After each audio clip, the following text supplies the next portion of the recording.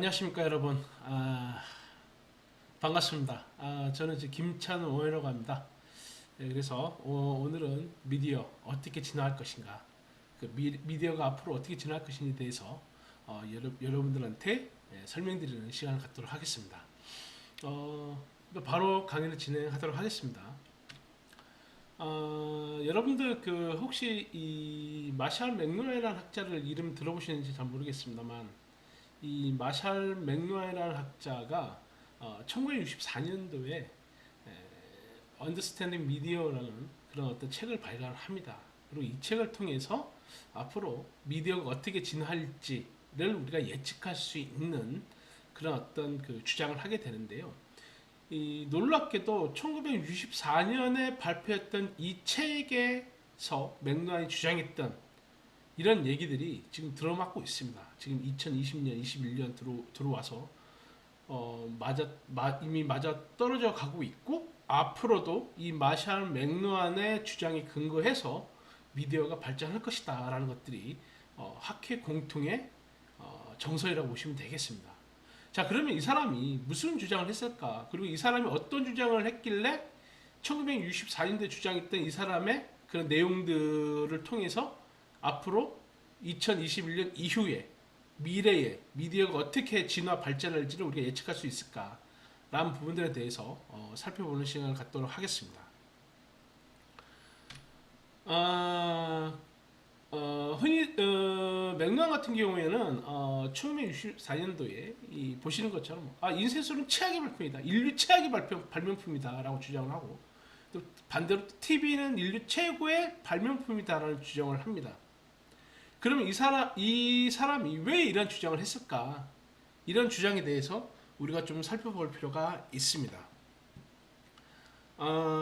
앞서 얘기했듯이 이 사람이 이런 주장을 하게 된 근본적인 배경에는 인간의 어떤 커뮤니케이션 방식, 예컨대 인간이 어떠한 방식을 통해서 커뮤니케이션 하는지 라는 부분들과 밀접하게 관련돼 있습니다.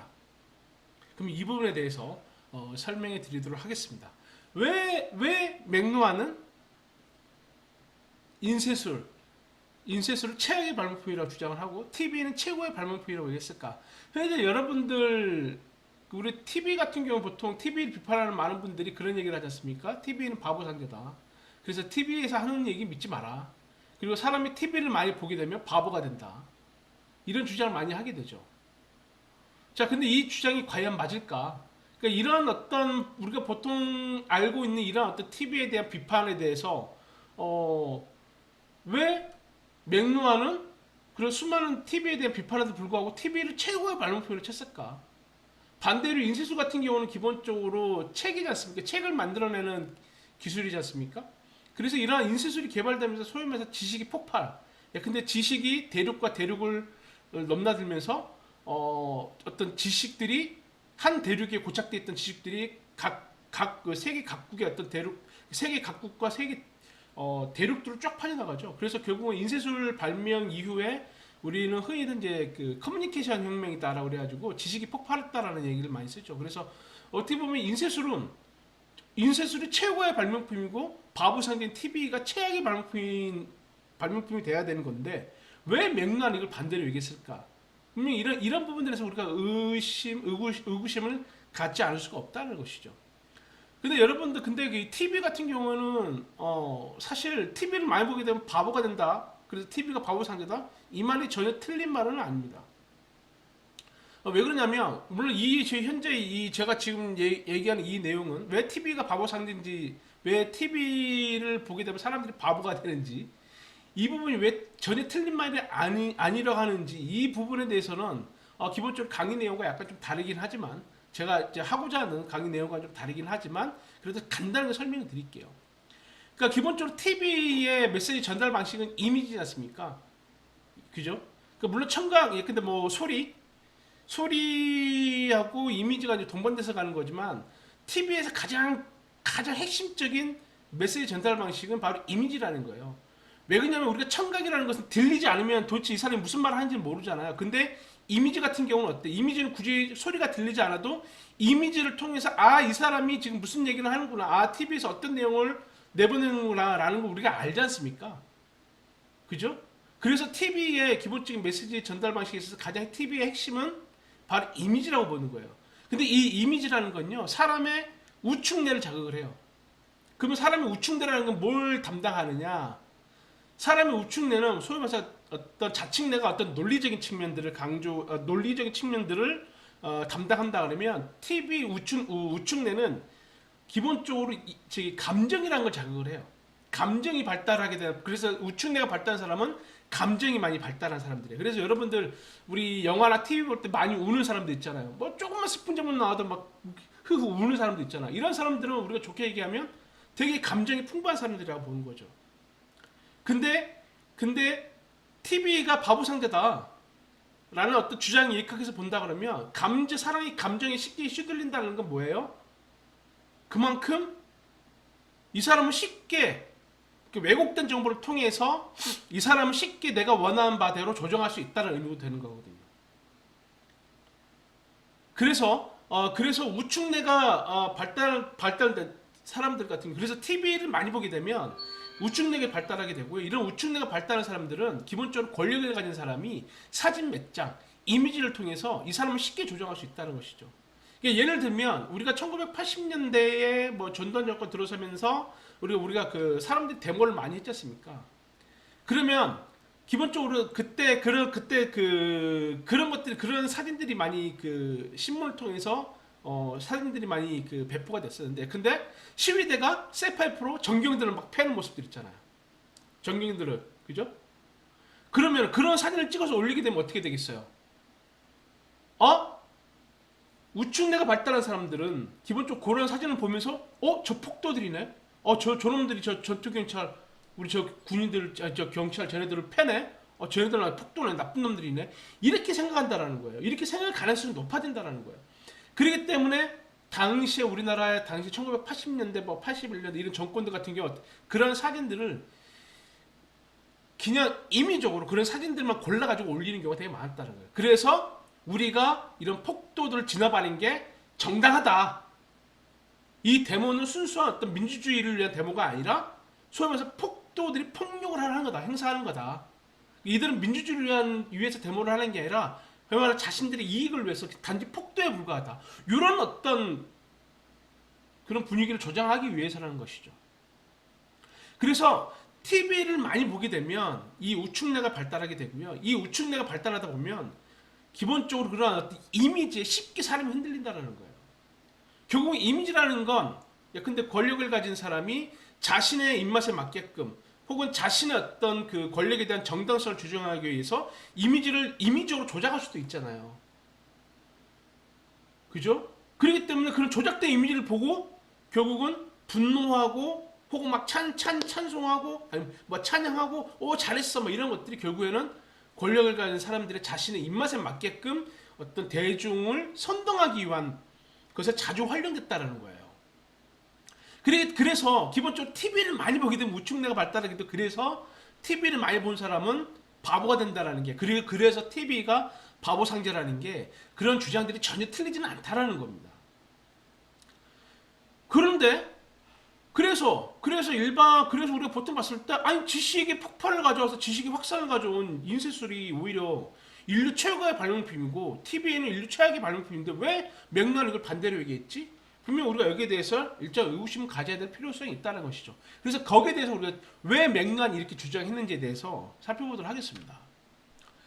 맥락 같은 경우에는요, 기본적으로 그 시대에서 어떤 미디어가 지배적인 어떤 역할을 했고, 그 시대에서 어떤 미디어가 지배적인 미디어를 했고, 그 지배적인 미디어가 어떠한 미디어냐에 따라서 인류를 네 가지 단계로 구분을 해요. 그 첫 번째가 원시 부족 사회, 두 번째가 문자 또는 필사 시대, 세 번째가 인쇄술 개발 이후에, 네 번째가 전자 미디어 시대입니다.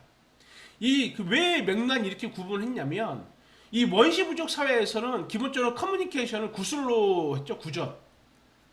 말로 쓰만 했다는 거예요. 말로 쓰마.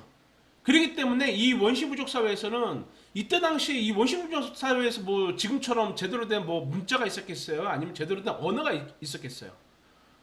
상당히 어떤 구술로만 했기 때문에 정보 전달에 있어서 한계가 있었죠. 그렇기 때문에 이 원시 부족 사회에서는 기본적으로 사람이 오감을 활용한 커뮤니케이션을 해야지만이 상대방과 원활한 의사소통을 할 수 있었다는 거예요.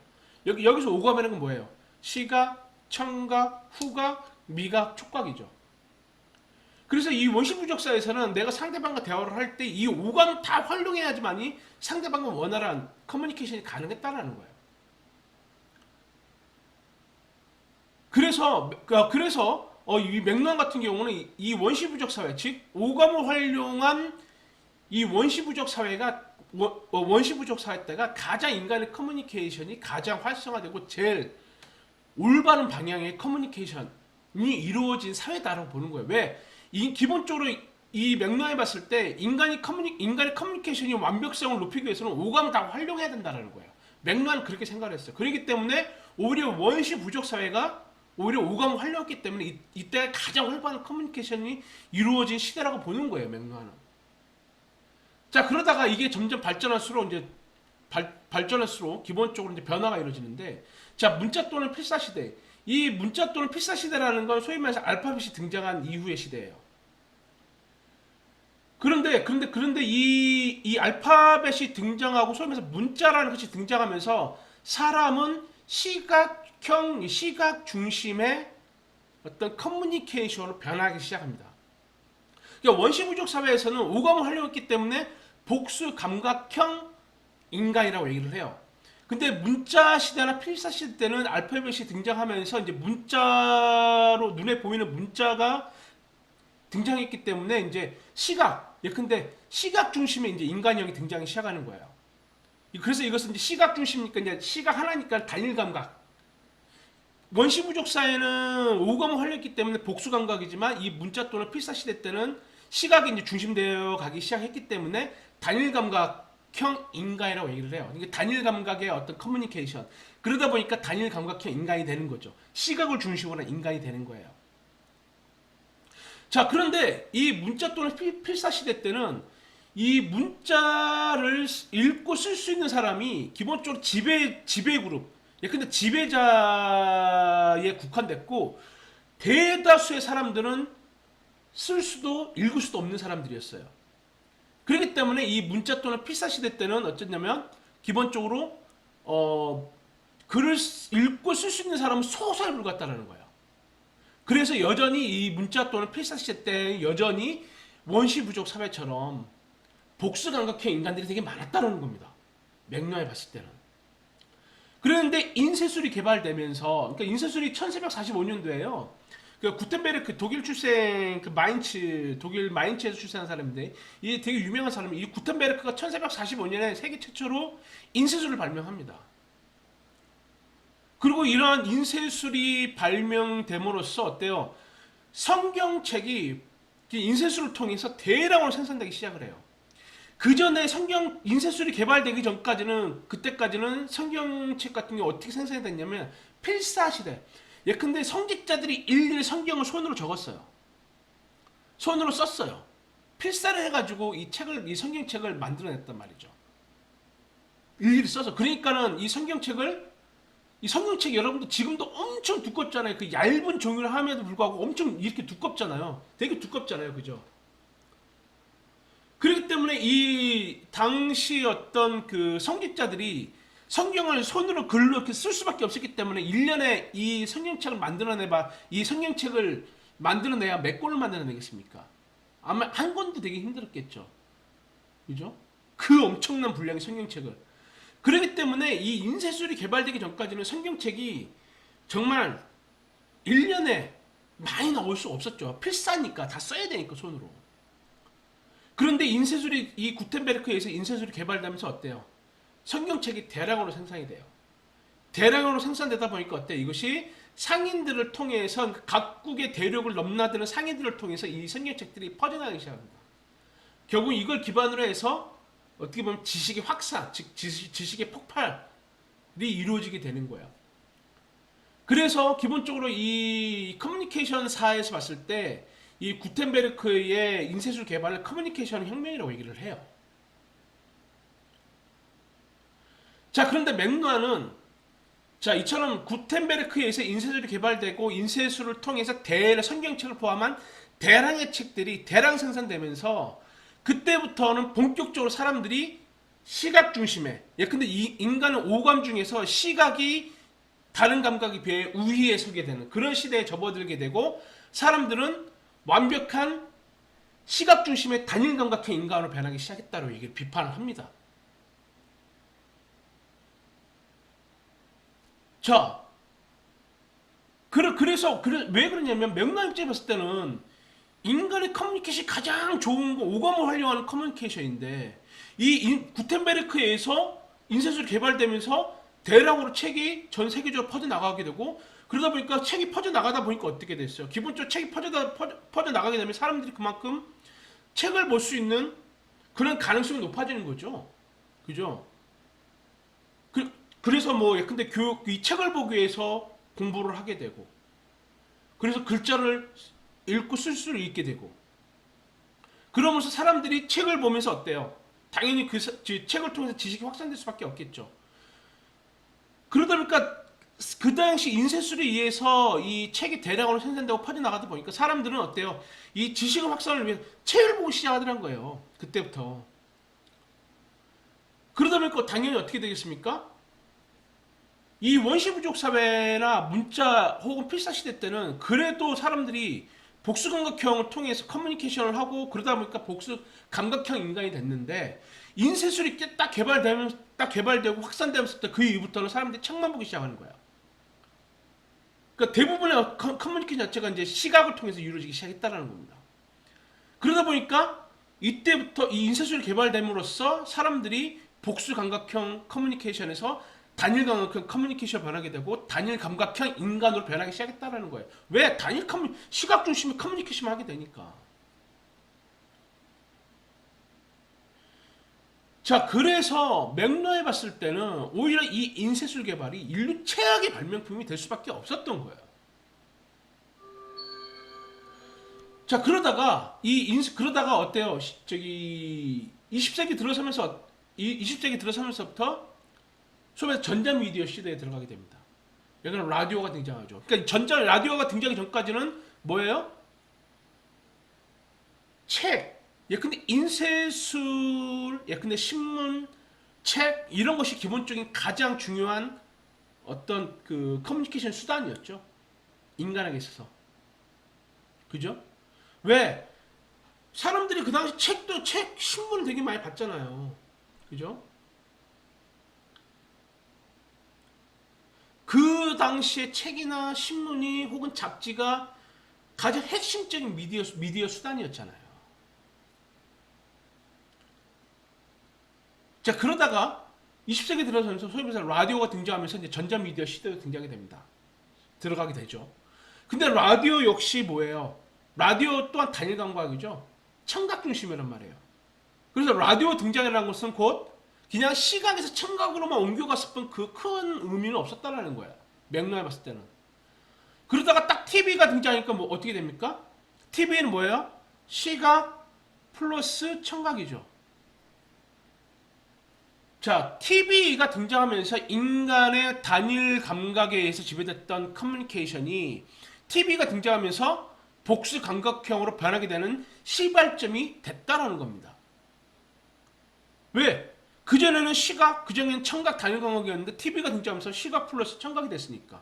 그러면 계속해서 TV 이후에는 계속해서 시각 플러스 청각 플러스 거기다 다른 감각들이 붙여서 확장될 것이다. 결국에는 원시부족 사회처럼 오감을 활용한 커뮤니케이션을 할 수 있게 될 것이다. 라고 맥락을 판단했던 거죠. 자, 그래서 맥락 입장에서 봤을 때는 TV가 소위 말해서 인류 최고의 발명품이 될 수밖에 없었다는 겁니다. 왜? 방금 얘기했듯이 원시 부족 사회에서의 오감을 활용한 커뮤니케이션으로 갈 수 있는 기반을 마련한 게 맥락 입장에서 봤을 때 TV였다는 거예요.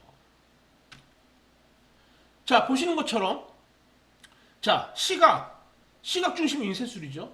청각은 라디오고. 근데 시각 플러스 청각은 바로 TV라는 거죠. 그죠? 자, 그런데 여러분 보세요. 자, 시각 플러스 청각 플러스 후각. 지금 이게 가능할까요?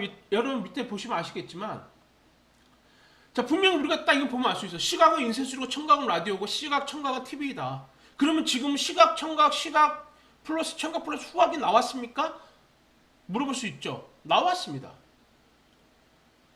시계에서 2011년도 6월에요. 삼성종합기술원하고 그다음에 캘리포니아 샌디에고 대학의 리서치 팀이 연구를 통해서요. 향기 나는 부품 개발을 해요. 근데 TV를 볼 때 그 TV 속에서 보여주는 배경에 따라서 향기를 내뿜는 그런 부품을 개발하게 됩니다. 그리고 무려 한 1만 가지의 향기를 제공한다고 그래요. 그런데 이 기술이란 건 뭐예요? TV에만 국한된 게 아니라 휴대폰에도 적용 가능하다는 겁니다. 물론 지금은 완벽하게 이것이 상용화되지는 않았어요. 그런데 이런 기술을 개발했단 말이에요. 이 기술이 개발됐다는 건 상용화될 가능성도 있다는 거겠죠. 그리고 실제로 2014년도에 일본 한 기업이요. 이런 향기를 내뿜는 그 TV를 개발했어요. 물론 그 TV는 한 가지 향기만 낼 수 있게끔 돼 있는데, 물론 지금은 아직 상용화 안 됐죠. 근데 어쨌든 이 2011년 6월에 삼성종합기술원하고 샌디에이고 대학 리서치팀이 이런 걸 개발했단 말이에요. 향기나는 이런 부품을 개발했단 말이죠. 그럼 여러분들 어때요? 우리가 휴대폰을 볼 때요.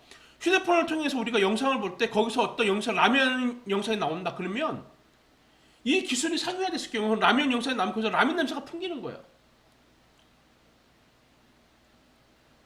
그 다음에 무슨 꽃이 쫙 펼쳐져 있는 그런 어떤 정원에 딱 갔다. 그러면 장미꽃 냄새가 확 풍기는 겁니다. 대단하지 않아요, 여러분? 이게 지금 상용화는 되지는 않았지만 2011년도 연구가 끝냈어요. 이걸 개발했단 말이죠. 아직 상용화는 안 했지만. 왜냐면 아직 상용화가 아직까지 기술적 수준이 이제 힘들다는 거예요. 근데 제가 봤을 때는 이게 상용화 되지 않은 이유가 비용이 비싸기 때문일 가능성이 되게 많아요. 왜냐하면 기본적으로 대중화가 이루어지기 위해서는 기본적으로 비용이 싸야 돼요. 근데 그만큼 비용이 싸려면 그만큼 그 개발 비용이 적게 들어야 되겠죠. 그죠? 아니면 고도의 기술을 통해서 개발 비용을 적게 함으로써 적은 가격에 이걸 내놔야지만 대중화가 되는데 아직 그 정도까지 도달하지 못했다는 의미겠죠. 자, 그래서 어쨌든 지금 시각, 청각, 후각까지 가능하단 말이에요. 이론상으로는 가능을 해요. 지금.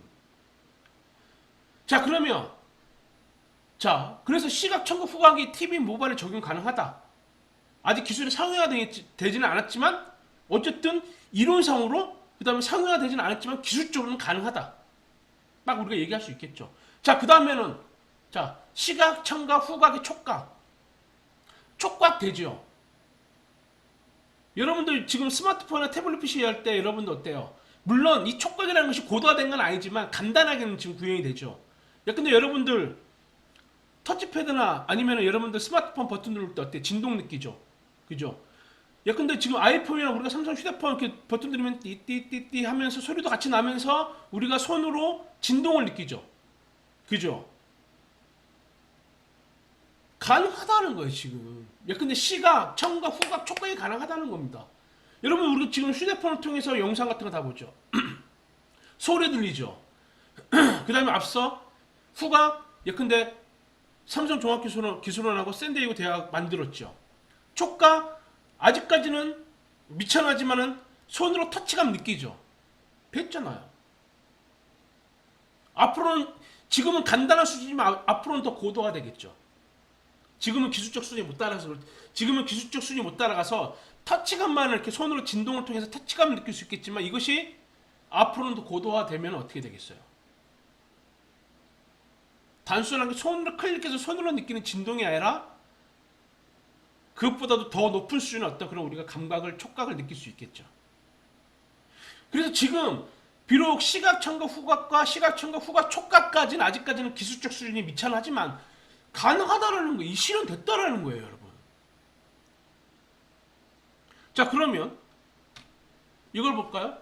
자, 그러면 시각, 청각, 후각, 촉각, 미각 이게 가능할까요? 지금은 아니에요. 그런데 우리가 여러분들 매트릭스 1에서 보면 이 장면 혹시 여러분들 매트릭스 1 다 보셨겠죠? 요거 기억을 하세요?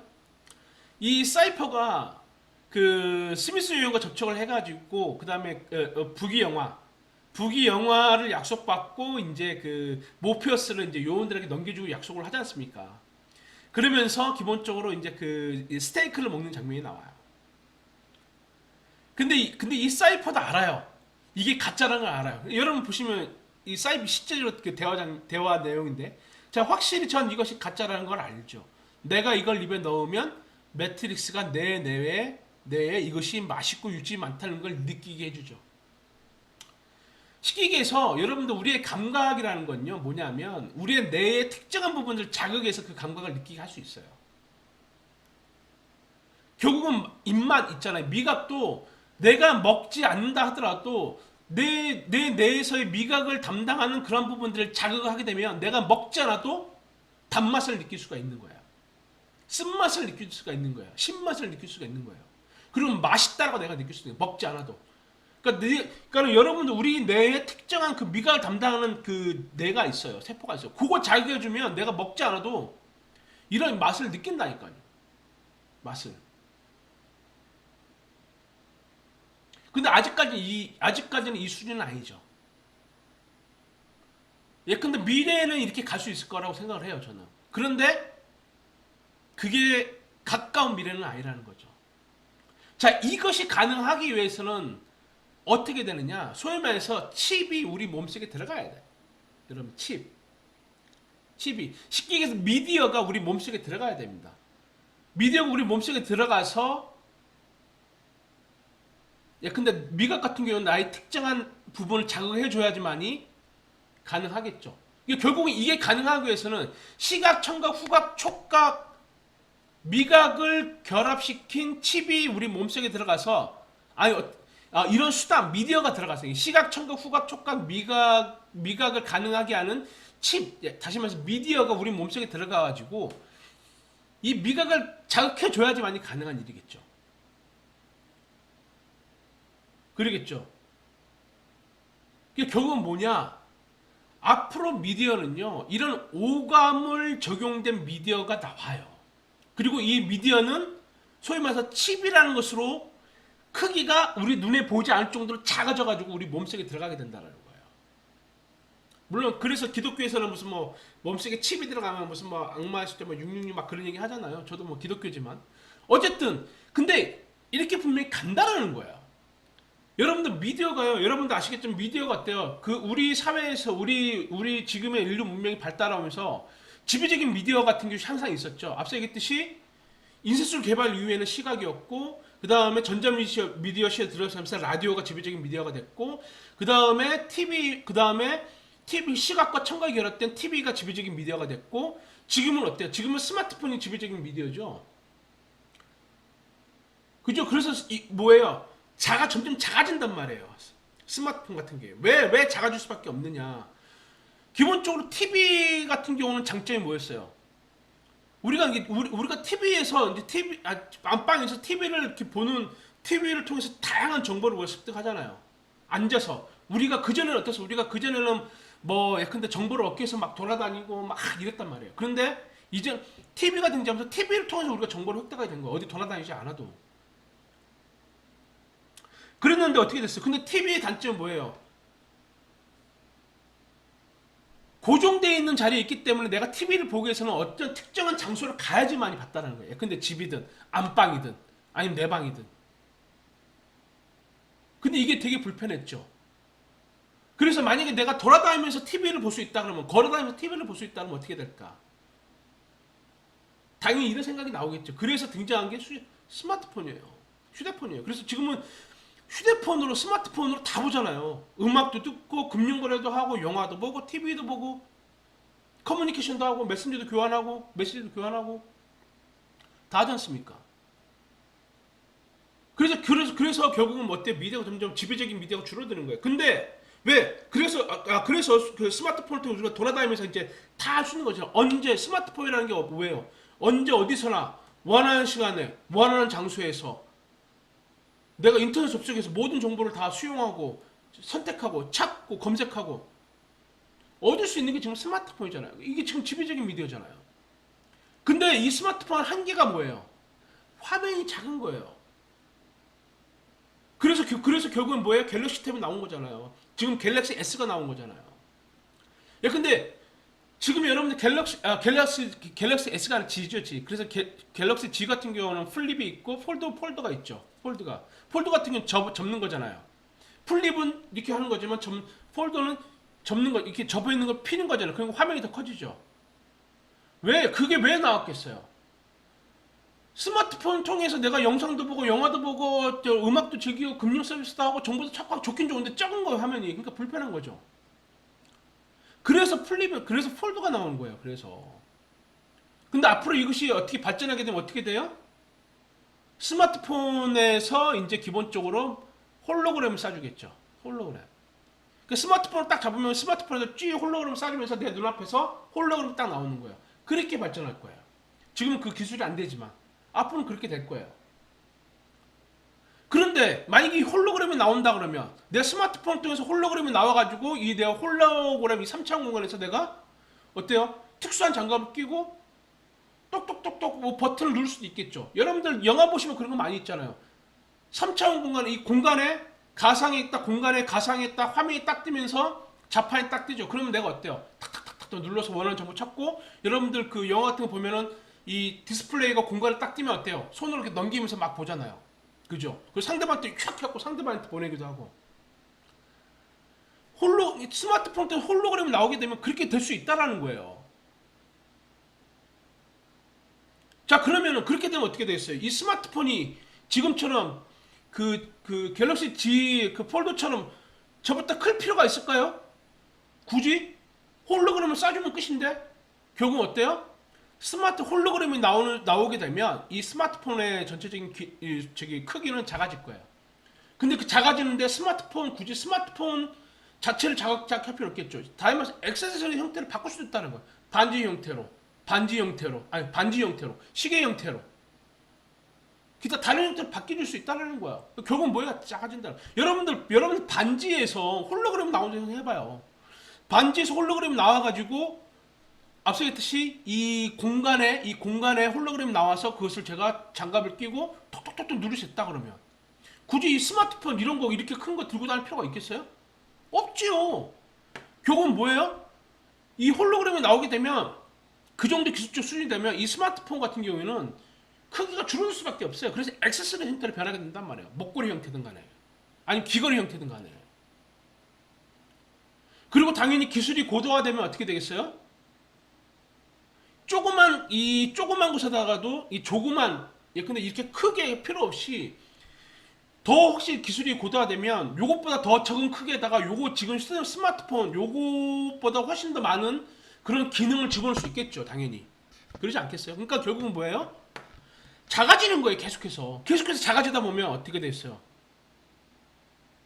야, 근데 우리 반지로 끼는 것도 싫어, 귀찮아. 어떻게 되겠어요? 몸속에 집어넣게 되는 거예요. 그래서 미래 학자들이 향후에는 미디어가 고도화되면은 그리고 막 유비쿼터스 사회가 되면 기본적으로 우리의 어떤 미디어 수단 이것은 칩이 돼가지고 몸속에 들어가게 된다는 얘기를 하는 거예요. 그리고 그 칩으로 해서 결제하고 신용 결제하고 제품 그 상품 같은 거 구입하게 되고 그렇게 되는 거예요. 그래서 작아진다고 얘기를 하는 거예요, 여러분. 결국은 뭐다? 앞으로 미디어는 눈에 보이지 않을 정도로 작아지고 결국엔 우리 몸속에 들어가게 된다.